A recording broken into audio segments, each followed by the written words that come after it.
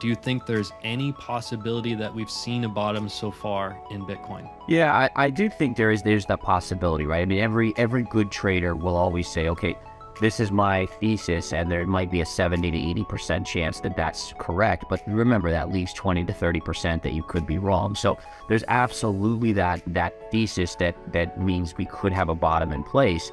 For me, it's the charts again. If you look back even at 2017, that there was this secondary dip that we saw back down to the 3,500 level before we really took off. So at least we went back to double bottom back in, I think it was 2009, early 2019 maybe, when we did that.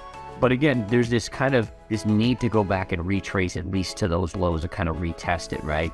And that's kind of, at least in the very least, what I think has to happen. But you look at the landscape in crypto, and I still can't get my head around how so many coins could still survive through this kind of flushing period. If this is the lull, then all these coins are going to survive, and everyone's going to become zillion. I follow Twitter very closely. I follow social media closely for that analysis on what the human condition is telling us. What's the majority telling us? And I don't know if you've seen how much bullishness has been out there, but if you go back to lows in almost any market, in a bear market, when you get that first 30% bounce, most people are so fearful that they don't even believe it's going to go up. They're like, this can't be the bottom because I've been fooled too many times.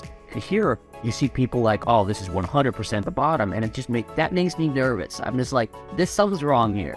We had this scenario where coming into 2023, it was the first half is going to be horrendous, and then I heard about a recovery in the second half. Well, we've obviously seen the jobs numbers be amazing, and the economy is holding up in the first half, and we're already, we're not at the end of the first quarter yet, but we're not too far away. So now you're seeing it shift, and I think so you're already proving some of those people wrong. And you're right, when the majority says something, it's usually not the case. So the question is, are they going to kind of just continue to shift down the pike, if you will, to kind of push that into the second half? And that's where I am. I'm in the second half camp, where I think the first half remains strong. I think the economy again remains strong, but I think the second half is where we start to see weakness. And then I also see that it's going to drag into 2024. So I think a lot of these economists that are saying this are just early to the punch. I think they're ultimately going to be right, but a lot of them will question themselves. Like listen, we all do, right? I've been in many, many trades where it goes against me. I'm like, wait a minute, was my thesis incorrect here? And that's just the nature of traders. Everyone is saying that it's going to start rallying into the halving, right?